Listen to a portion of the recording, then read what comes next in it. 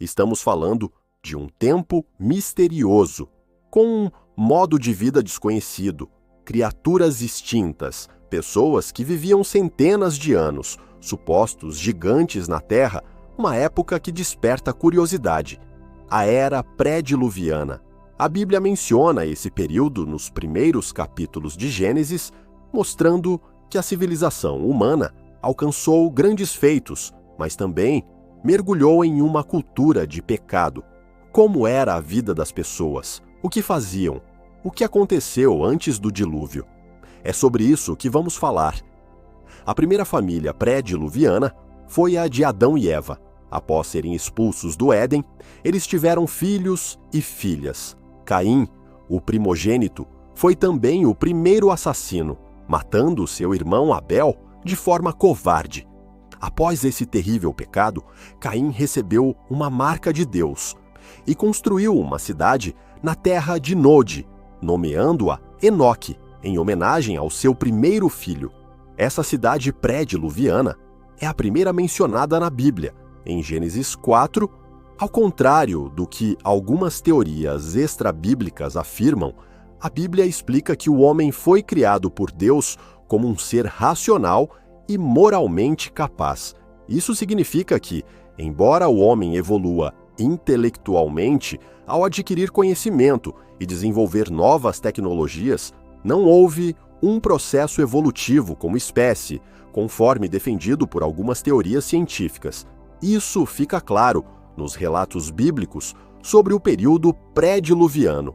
Como já foi dito, Caim, o primeiro ser humano a nascer na Terra, era desenvolvido o suficiente para construir uma cidade. Seus descendentes, por sua vez, foram responsáveis por grandes invenções. Com Jabal, Jubal e Tubal-Caim, a sociedade pré-diluviana aprendeu a habitar em tendas, a criar rebanhos de gado e a desenvolver a arte, com o uso de instrumentos musicais e a forjar ferramentas através do trabalho com cobre e ferro. Mais tarde, na época de Noé, a Bíblia mostra que o homem já possuía a capacidade e os recursos necessários para construir uma grande arca, seguindo as instruções divinas. Embora a Bíblia não forneça muitos detalhes sobre esse período, fica claro que, no mundo pré-diluviano, houve um forte desenvolvimento tecnológico e cultural. Uma pergunta frequente sobre o período pré-diluviano diz respeito à sua duração.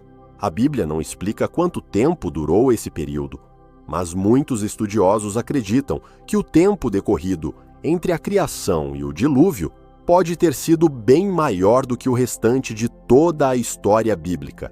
Muitas tentativas de datar esse período já foram feitas, mas sem sucesso. O único registro que fornece algum dado cronológico sobre esse período é a lista genealógica de Gênesis 5. No entanto, é improvável que se possa estabelecer datas exatas com base nesse registro, simplesmente porque esse não é o seu propósito. As genealogias bíblicas estão mais interessadas em estabelecer linhagens do que em definir dados cronológicos. Inclusive, algumas dessas listas genealógicas podem ser representativas e não exaustivas, ou seja, pode haver lacunas intencionais para priorizar os indivíduos que tiveram alguma relevância na história bíblica. Nessas listas representativas, quando é dito que um indivíduo gerou o outro, isso significa que o primeiro indivíduo é o ancestral do segundo e não necessariamente seu pai. Isso ocorre em outras genealogias bíblicas, e muitos estudiosos acreditam que não é impossível que isso tenha ocorrido na lista genealógica pré-diluviana de Gênesis 5. No entanto, com base nessa lista, os estudiosos conseguem observar que o grande desenvolvimento experimentado pelo homem antes do dilúvio provavelmente tinha a ver com a longevidade das pessoas naquele tempo. Havia apenas um idioma, e Deus permitiu que os homens vivessem centenas de anos. Isso, certamente, teve um papel fundamental para o crescimento tecnológico daquele período e também para a transmissão da informação. Sim, existem outras interpretações a respeito da longevidade das pessoas que viveram antes do dilúvio, mas a interpretação mais tradicional e amplamente aceita pelos estudiosos cristãos é aquela que faz uma leitura natural do texto bíblico, que registra que aquelas pessoas realmente viveram centenas de anos. E aqui, obviamente, estou considerando esse tipo de interpretação, mas se tem algo que marcou o período antes do dilúvio, com certeza foi o pecado. A Bíblia diz que o estilo de vida pecaminoso adotado por Caim rapidamente se propagou pelo mundo pré-diluviano. Por exemplo, Lameque, um descendente de Caim, foi o primeiro a adotar a poligamia nas páginas bíblicas, além de também ter sido um duplo homicida que se orgulhava de sua crueldade, conforme lemos em Gênesis 4:18 a 24. E o próprio Caim, após ter matado Abel, não apenas não se arrependeu, mas também achou que o castigo divino sobre ele foi injusto. Em Gênesis 6, a Bíblia ainda relata que no período pré-diluviano, os filhos de Deus se misturaram com as filhas dos homens.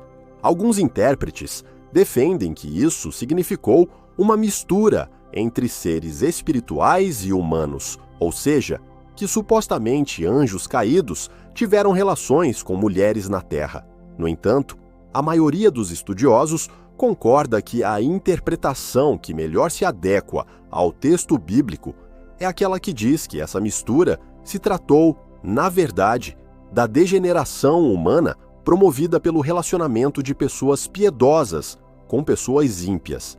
Desse modo, a impiedade prevaleceu rapidamente e caracterizou toda aquela civilização.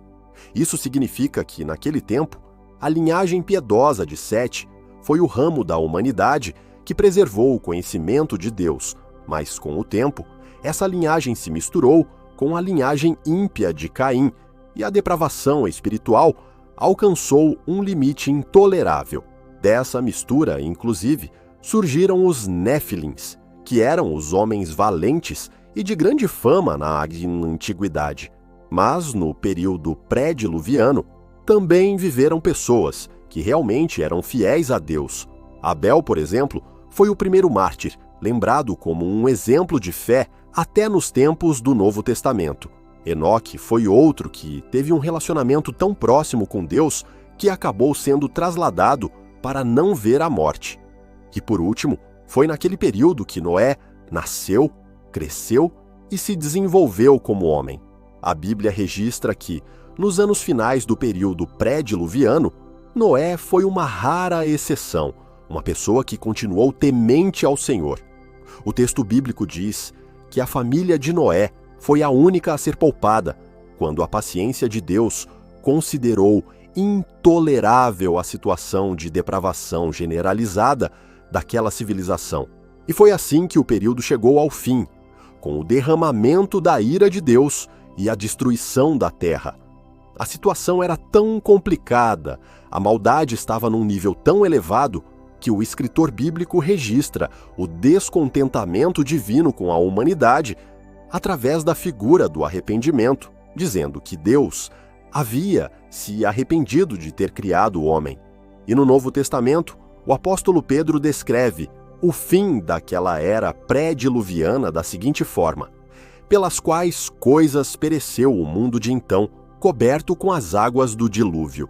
Mas tudo o que aconteceu naquele tempo serve de alerta para nós. Isso porque o próprio Senhor Jesus Cristo disse que nos últimos dias da presente era, o estilo de vida pré-diluviano vai se repetir. Cada um viverá segundo sua própria vontade, segundo seus próprios desejos, se banqueteando, festejando, se relacionando, mas todos estarão ocupados demais para o chamado de Deus ao arrependimento. Então, assim como ocorreu com a geração pré-diluviana, as pessoas só cairão na real quando o juízo de Deus for derramado sem oportunidade de alguém voltar atrás. Inclusive, Jesus ilustrou esse momento dizendo que, assim como no mundo pré-diluviano, os ímpios foram levados pelas águas do dilúvio, nos dias finais, os homens impenitentes também serão levados deste mundo pelo juízo de Deus. Agora, Escreva nos comentários o que você pensa sobre como era o mundo pré-diluviano. E se você gostou desse vídeo, inscreva-se aqui no canal se ainda não se inscreveu.